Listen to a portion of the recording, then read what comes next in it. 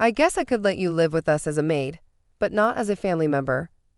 Crossing her arms, my mother-in-law glared at me and said my husband and sister-in-law did not try to stop her. They just looked at me with a nasty smirk. The three of them, my mother-in-law, husband, and sister-in-law, had just started living in a luxurious high-rise apartment. They got it with the company's money to live separately from me, their daughter-in-law. If that's how they want it, I'll tell them everything, who they should thank for being able to live in that fancy apartment. My name is Vanessa, and I'm 33 years old. I have a family of three, my 35-year-old husband, Gabriel, and our 3-year-old son, Michael. Gabriel and I met at a friend's wedding.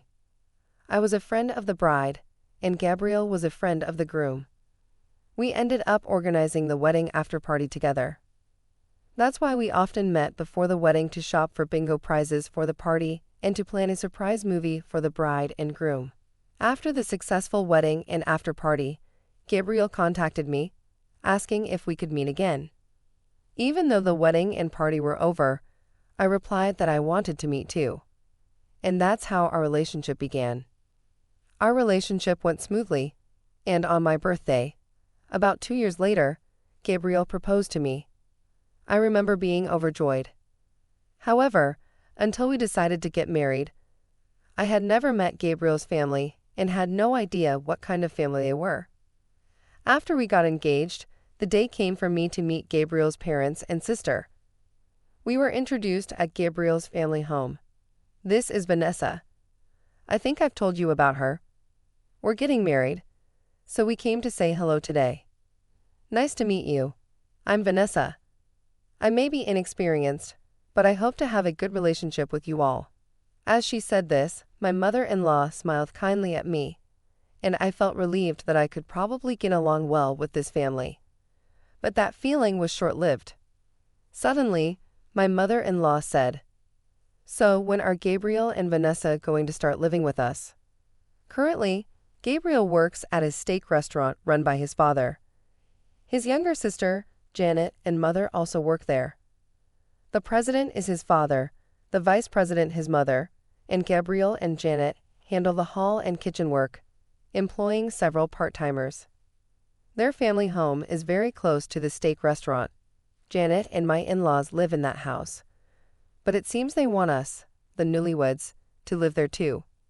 Surprised by my mother-in-law's unexpected suggestion, I quickly glanced at Gabriel, but he responded as if it were natural.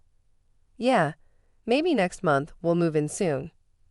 I was about to object, but I didn't want to be disliked by my husband and his family right after getting married. I thought we could live together again once things cooled down, so I didn't argue against living with his family. Because of that, I couldn't say anything against the cohabitation, and thus, I started living with my in-laws. Due to the move, I had to quit my job, which I had before marriage. While I was job hunting, my father-in-law asked me to work with them, so I started working as a hall staff member in the family-run steak restaurant. On a day when there were few customers, we closed the shop early and decided to have dinner as a family. Since we won't have any more customers today, let's close early and have dinner together. Vanessa, you'll cook, right? I briefly wondered why I had to cook alone for the 5 of us, but I didn't object and silently prepared meals for everyone. The menu included fried chicken, chick-simmered pumpkin salad, and soup. As I placed the dishes on the dining table, my father-in-law frowned and muttered, "Fried chicken for old people, huh?" Gabriel also complained, "I don't really like pumpkin," and Janet added, "This tastes bland, not good." I hurriedly apologized. "I'm so sorry. I should have thought more about it. I'll be more careful from now on, Vanessa. The flavor is bland, and the menu is the worst." With those words, my mother-in-law delivered the final blow. Then, laughing, she said to everyone, "Who would have thought it would come to this? My cooking is far more delicious." The rest of the family chimed in with praise for her cooking. Absolutely, Mom's cooking is the best. If it had been Mom's pumpkin dish, it would have been fine. Mom is good at seasoning every dish. Seeing her family's reaction, my mother-in-law looked smugly satisfied, and soap days like these continued. One day, while I was working at my in-laws' steak restaurant, I heard a loud thud from the kitchen, followed by my mother-in-law's scream. Gabriel and I rushed to the kitchen only to find my father-in-law unconscious. We closed the restaurant immediately and rushed him to the hospital, but sadly he passed away. The cause was a myocardial infarction. The sudden death of my father-in-law took a toll on my mother-in-law's health. Following Gabriel and Janet's advice, she decided to quit her job. Gabriel and the others are right. I'm retiring. Vanessa will take over my duties. Unable to refuse her request, I nodded in agreement. Gabriel then took over as president, and Janet became the vice president. A year has passed since my father-in-law's death. During that time, I discovered I was pregnant and safely gave birth to a baby boy whom we named Michael. With the need to provide for Michael, expenses increased. Despite our best efforts, the restaurant struggled with declining patronage. One day during a slow shift, Gabriel and Janet started a conversation. "Hey, Gabriel, don't you think the number of customers has been decreasing lately?" "Really?" "Well, there are slow periods in business. We're the owners. It'll be fine, right?" "You're so understanding, brother. We have nothing to fear." Watching them laugh and joke with each other, I felt uneasy. They seemed too relaxed, almost overconfident. I watched Gabriel and Janet's exchange with a sense of unease. In the end, the customers didn't return, and we had to let go of the part-time staff one by one. Eventually, only our family was left to run our family-owned steak restaurant. There used to be about 40 customers during lunch and around 60 during dinner, but lately, even on a busy day, the number has halved. Feeling anxious about this situation and the laid-back attitude of the siblings, I couldn't help but speak up during a family meal. "Gabriel," Janet mentioned it too, "but I think our sales have been dropping. We need money for Michael's future. Maybe we should try some advertising. I can help with posting flyers." "What are you talking about? You don't know anything about running a business, Vanessa. You're an outsider." "Are you criticizing our children's management?" "Yeah, maybe it's because of Vanessa's poor service. Sales have dropped since she took over from Mom. It must be her fault." Gabriel became visibly upset. My mother-in-law glared at me disapprovingly, and Janet slammed her hand on the table, leaning forward to blame me. Do they even realize what they are saying? Sales are down, and they show no sense of crisis. They even lash out at me when I try to help. I wanted to argue, but knew it would only lead to more resistance. Feeling somewhat resigned, I apologized and decided not to pursue the flyer distribution. After that meal, feeling more anxious, I secretly started a side job for the sake of my beloved son. I posted an ad online for surprise videos with a low price. I was actually quite good at creating surprise videos for friends. Once I completed one video, more requests came in, not just for surprise videos, but also for editing YouTube videos and creating short clips for various genres. Creating videos had always been a passion for me, and I never found it burdensome. Additionally, the increasing rewards for the work I accomplished added to my sense of fulfillment. However, at one point, my mother-in-law confronted me.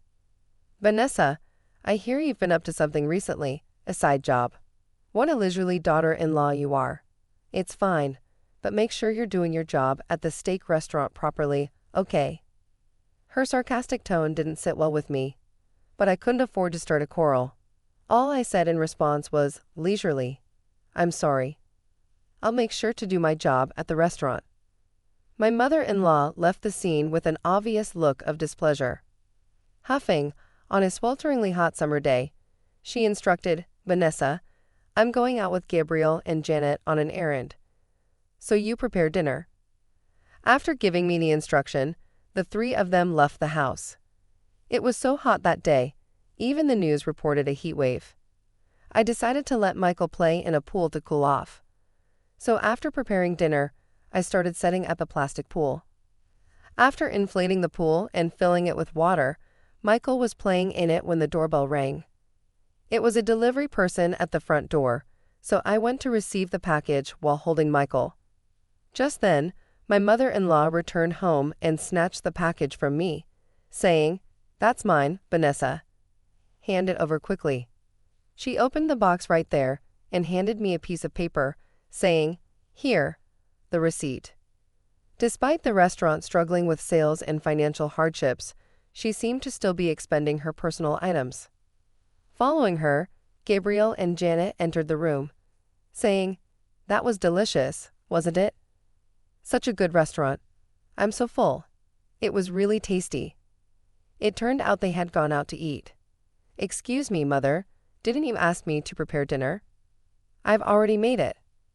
"What are you talking about?" "I said we were going out to eat, so you were supposed to make your own dinner."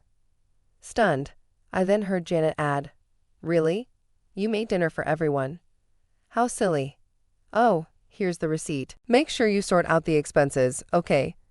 She passed me the receipt with a half smile, as if mocking me. Once again, they had used company money for their meal. I was frustrated. I had prepared the meal only to feel ignored and taken for granted. But I remembered that indeed my mother-in-law hadn't said to prepare dinner for everyone, so I tried to suppress my anger for a while. Gabriel and Janet relaxed on the living room sofa, passionately discussing the future operations of the steak restaurant. Suddenly, a loud scream came from the garden. Oh my God! It was my mother-in-law's voice. Gabriel, Janet, and I rushed to the garden. There we found my mother-in-law sitting in the children's plastic pool, completely soaked. While I struggled to suppress a laugh, Gabriel and Janet looked genuinely worried. I didn't expect the pool to be out here. I went out into the garden and tripped over the hose. She seemed quite flustered and in pain. Janet even looked like she was about to cry. "Oh no, Mom, you scared me." "Are you really okay? Hey, you, why would you leave something like this lying around? It's dangerous. Mom could have been hurt." Gabriel and Janet glared at me as if they were furious demons. Hearing this, my mother-in-law began to exaggerate her pain. "Ouch, my back hurts. I might catch a cold because of this. All because of Vanessa. What a terrible daughter-in-law." Angry, my mother-in-law ranted at me. But I tried my best to explain the situation. "I'm so sorry, Mother. It was so hot. I let Michael play in the pool. Then the package arrived, and right after that, you all came back." However, it seemed my explanation fell on deaf ears. That night, my mother-in-law called everyone to the dining table, saying she had something to discuss. It looked like she had made up her mind to say something. I've thought about it a lot. I'm scared to live with Vanessa anymore. With tears in her voice and looking down, my mother-in-law made her appeal. I couldn't help but respond in shock. "Scared? What? That pool, Vanessa, you set it up as a trap for me, didn't you? You're always so harsh towards me. I can't stand living with you anymore, so I'm leaving this house." "Mom, that's awful. If you're leaving, I'm going with you. You're getting older and can't be alone." Though I was unfairly made out to be the villain and couldn't understand what my mother-in-law was accusing me of, a part of me was relieved at the thought of finally being able to live with just Gabriel and Michael. But then, Gabriel made a shocking statement. "I'm going too. I'll live with Mom and Janet, the three of us together." I couldn't believe it. I grabbed Gabriel's arm, exasperated. "Wait, what about Michael? What are you saying?" But then, Gabriel forcefully shook off my hand and continued, "Stop it. It's your fault harassing Mom. We'll live as three. You should just live with Michael. I'll come to see him." My mind went blank. I realized my mistake in thinking my husband would be on my side. Though what kind-hearted, wonderful children I have. I was certain now my mother-in-law had planned this. The proof was in her smirk directed at me. Ignoring my growing anger, they continued discussing their future plans without me. About 2 weeks after my mother-in-law, Gabriel, and Janet moved into the high-rise, I was asked to pick up some supplies for the steak restaurant at their house. My mother-in-law, showing off, welcomed me. Come in, come in. Look at our house. Isn't it amazing? Indeed, looking inside, the balcony was spacious with a nice view. The location being directly connected to the station meant that one could come home without getting wet on rainy days, and above all, it had a stylish exterior. Suddenly, my mother-in-law said, "Vanessa, you can live with us as a maid, but not as a family member." She said this with a contemptuous look, arms crossed. Gabriel and Janet just looked on with nasty smirks. I had reached my limit. Triggered by my mother-in-law's words, I decided, no, thank you. I'm getting a divorce. My mother-in-law, suddenly flustered, exclaimed, "What did you say?" "Gabriel, Vanessa is talking about divorce. What's going on?" Gabriel and Janet, equally surprised and disheveled, rushed over. "Why a divorce all of a sudden?" "Because I can't see a future with your family, not just with you. You don't love me, but you sure love your mother." "What are you saying?" "I'm her son. Of course, I love my mom." Hearing this, I was utterly dismayed. How deep does his mother complex go anyway? I'm getting a divorce. By the way, Gabriel's monthly income is $400, and Janet's is $300. As I spoke calmly, the three of them looked utterly shocked, as if their legs had given out from under them. That can't be right. That must be a mistake. Amidst her shrill protests, I showed her the sales data and their salary slips. You remember I mentioned that our customer turnout has drastically dropped, right? Some days we don't have any customers. Did you think we were still making money like when father-in-law was healthy? As I was talking, something struck me as funny, and I couldn't help but laugh out loud. No way. But we can afford the rent for this high-rise, right? That means my management isn't all that bad, is it? The moment had come to tell the furious Gabriel, as well as my mother-in-law and Janet, who they had to thank for being able to live in their beloved luxury high-rise. You're not paying the rent at all properly. It's only because I've been putting the money I earned from my side job into the business that you think you can afford it. It's not thanks to your management. In fact, the video editing side job I started was a huge success.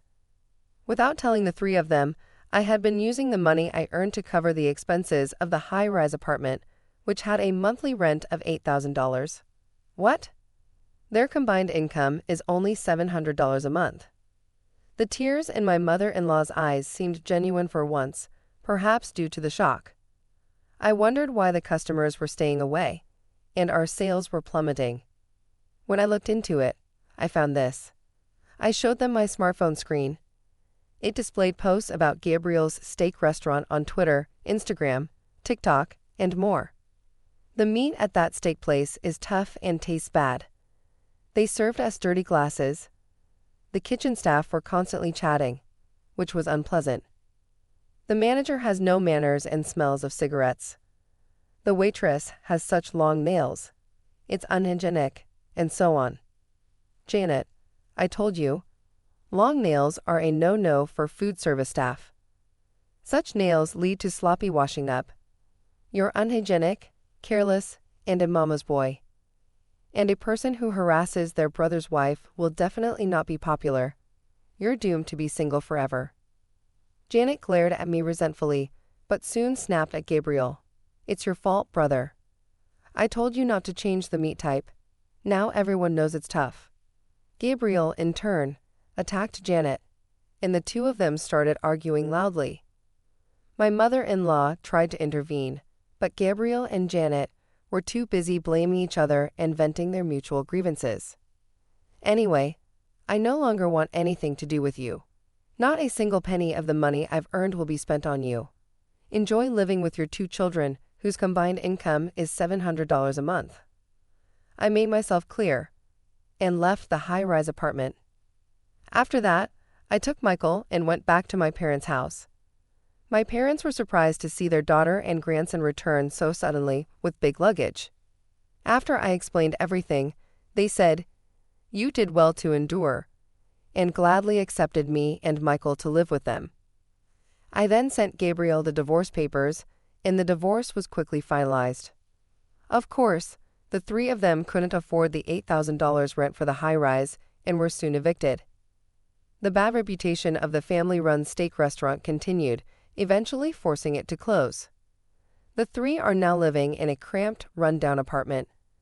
Both Gabriel and Janet, now over 30 and unemployed, couldn't find full-time work and had to juggle multiple part-time jobs to make ends meet. My mother-in-law also had to take up a cleaning job, and all three of them are working themselves to exhaustion every day. Despite once being a close-knit family, they now constantly fight, blaming each other for the restaurant's closure and the fallout of their lives. It's the brothers' fault the steak place closed. It's all because of Mom that I got divorced. You two are why Dad's restaurant went under. As for me, I expanded my work from video editing to teaching, and now I receive offers from schools across the country. After turning 30, my side job became my main profession. I've started my own business, and as a successful entrepreneur, am now in high demand by the media. My cute son Michael and I now live in a high-rise apartment in San Francisco.